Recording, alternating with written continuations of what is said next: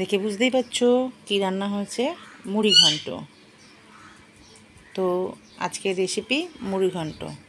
চলো বানাই, শুরু করি।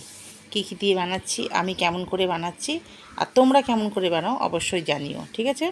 চলো শুরু করা যাক আজকের রেসিপি, কাতলা মাছের মাথা দিয়ে মুড়ি ঘন্ট। হাই ফ্রেন্ডস, আজকে আবার একটা নতুন রান্না নিয়ে আসলাম, মুড়ি ঘন্ট। মুড়ি ঘন্ট তো অনেক রকমের খেয়েছো, এরকম করে একবার করে খেয়ে দেখো তো কেমন লাগে, জানিও কেমন লেগেছে, কমেন্ট করে জানিও। চলো বেশি কথা বলে ভিডিও বাড়াবো না, শুরু করা যাক। কী কী লাগবে দেখে নাও।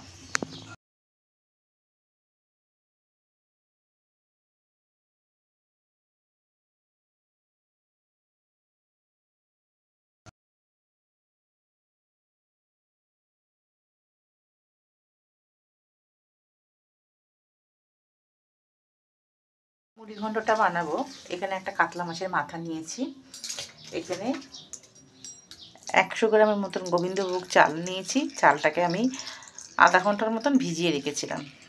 তোমরাও ভিজিয়ে রেখো আধা ঘন্টার মতন।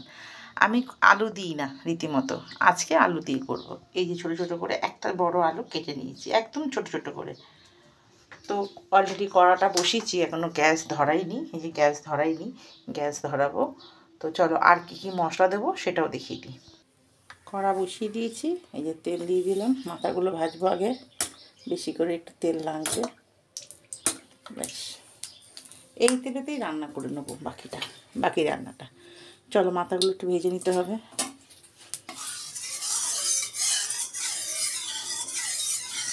কড়া খুব ভালোই করে গরম হয়ে গেছে, মাথাগুলো দিয়ে আসছি।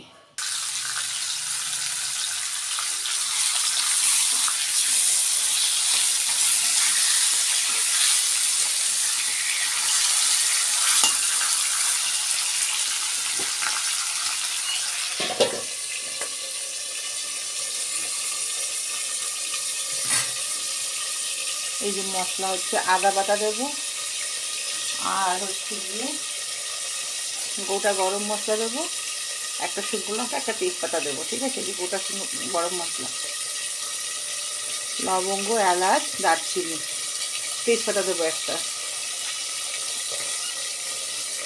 গোটা কাঁচা লঙ্কা দুটো দেবো।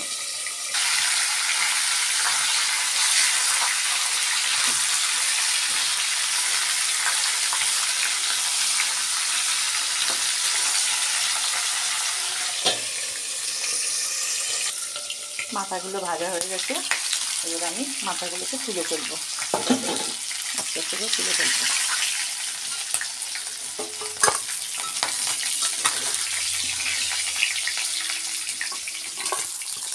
ভাজা হয়ে গেছে, তুলে ফেললাম। এবার আমি আলুগুলোকে ভেজে নেব। আমি আলু দিই না, এবারে আজকে আলু দিয়ে করতে ইচ্ছা করলে করলাম।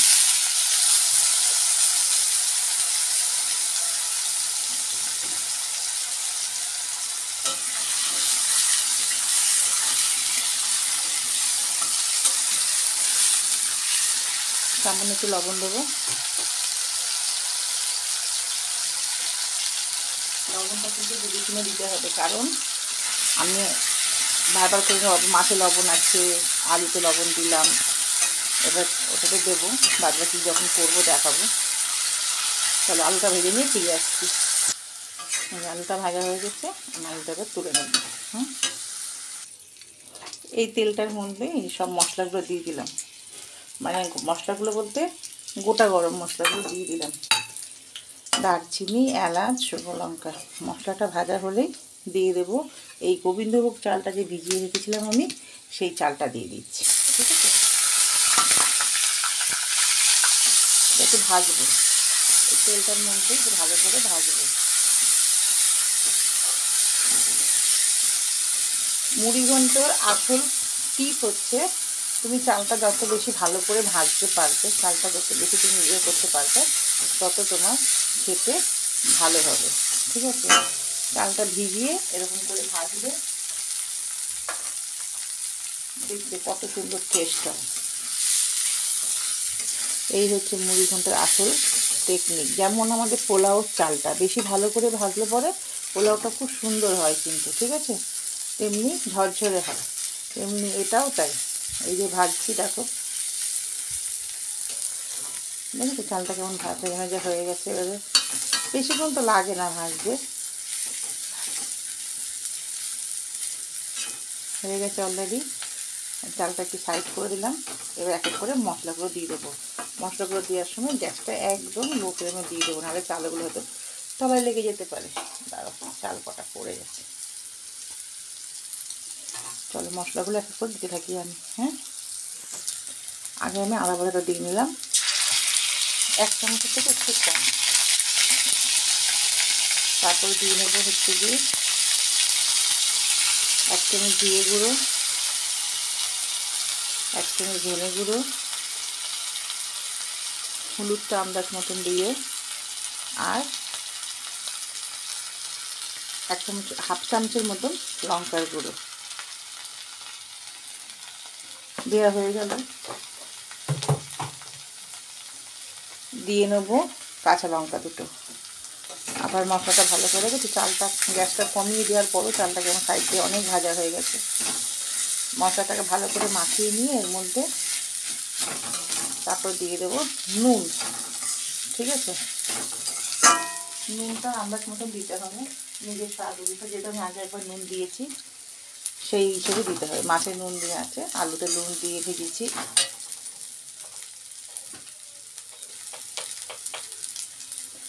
নামাবার আগে গরম মশলা দেবো, ঠিক আছে। এই যে দেখো, এবার অল্প একটু জল দেবো জাস্ট মশলাটার সাথে মিশার জন্য। দেখেছি মিশে গেছে মশলাটা। এবার দেবো আমি মাছ আর আলুটা দিয়ে দেবো। অলরেডি যে মাছ আর আলু দিয়ে দেবো। এবার কথা হচ্ছে গিয়ে জলটা তোমাকে বুঝে দিতে হবে। যেহেতু তুমি 100 গ্রাম চাল নিয়েছো, তাহলে তুমি 2 কাপের মতন জল দেবে, ঠিক আছে। আটাগুলো আমি একটু ভেঙে দিচ্ছি।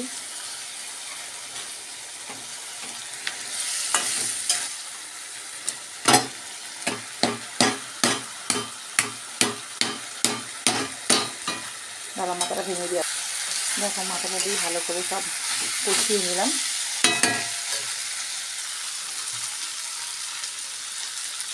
এবার আন্দাজ মতন আমি জল দিয়ে দিচ্ছি। আমার 100 গ্রাম চাল 2 কাপের মতন জল দিয়ে দিলাম।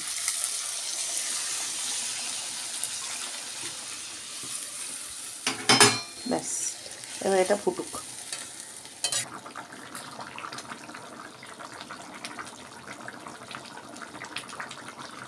দেখছো কেমন ফুটছে? তো ফুটুক, সেদ্ধ হোক চালটা কতক্ষণে। জলটা শুকাবে। এখন একটুখানি গরম মশলা আর একটুখানি ঘি দিয়ে দেবো। ঘিটা তোমরা দিতেও পারো, না দিতেও পারো, কিন্তু গরম মশলাটা অবশ্যই দিও। দেখেছো চালটা ভেজেছি বলে কত লম্বা লম্বা ভাতগুলো হয়েছে, দেখো। এটা আর একটু শুকাবে। হ্যাঁ, চলো পরে আসছি। এই যে আমি একটু গরম মশলা দিয়ে দেবো, সানরাইজের গরম মশলা। যারা যেটা গরম মশলা খাও সে সেটা ব্যবহার করতে পারো। আর দিয়ে দেবো ঘি। তোমরা জানো আমি রান্নায় ঘি একটু বেশি পছন্দ করি, তো 1 চামচি পুরো একদম ভর্তি ভর্তি দিয়ে দিলাম। এবার নামিয়ে নেবো। দেখো জল পুরো শুকিয়ে গেছে, আমার রান্নাও কমপ্লিট হয়ে গেছে, ঠিক আছে।